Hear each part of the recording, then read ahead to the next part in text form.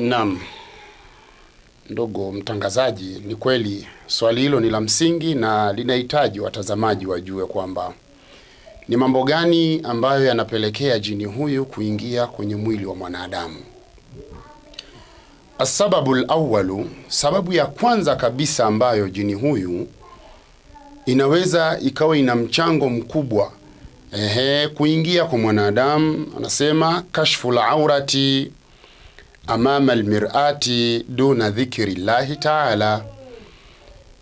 Hii ni sababu ambayo ni mojawapo kwamba ni kuacha wazi tupu kwa yule mwanadamu. Akina baba, wakina mama wakiwa chumbani, wale ambao wanapenda kuacha wazi tupu zao mbele ya kioo bila kutaja jina la nani? La Allah subhanahu wa ta'ala. Hii ni moja ya sababu, na hapa lazima niwakumbushe wale ambao tunaopenda kukaa ndani, hasa akina mama. Kina mama na akina baba ambao mnaopenda kukaa ndani mkiwa wenyewe, mkiwa tupu wazi kabisa, kwa maana hamjavaa nguo, ile kwenda na kurudi chumbani, sebleni. Hii ni moja ya sababu ambayo inaweza ikapelekea jini yule kukupenda, kwa sababu moja ya majini ambao tunaishi nao majumbani kwetu ni amirul bait. Huyu ni jini naye tunaishi naye nyumbani. Sasa lazima tuwe makini tunapokuwa katika zile faragha zetu, kwa maana unataka kubadilisha nguo, unataka kuvaa labda nguo nyepesi, kumbuka kutaja jina la Mwenyezi Mungu Subhanahu wa Ta'ala kwa uchache, bismillah. Hii ni moja ya sababu ambayo inaweza ikapelekea mtu kupatwa na jini mahaba. Lakini sababu ya pili ni mwanadamu dukhulul khalai, ni kuingia chooni.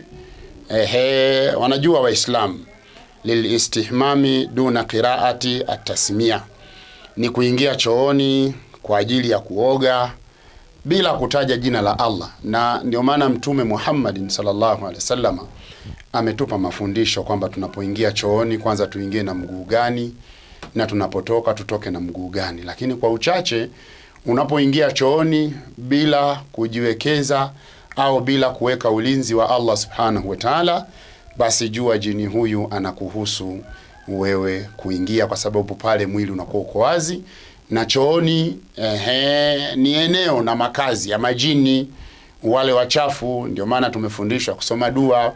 Kwa hiyo unapoingia chooni lazima uwe makini. Lazima uwe makini. Lakini sababu nyingine ambayo ni sababu ya wanandoa, jima'u rajuli ahlahu duna dhikrillahi, ni mwanamume kufanya tendo la ndoa au mwanamke kufanya tendo la ndoa wakiwa faragha na mume wake au na mwenza wake ambaye aliyemuoa, basi bila kutaja jina la Mwenyezi Mungu, kwa sababu na yule jini naye anaona zile vurugu pale.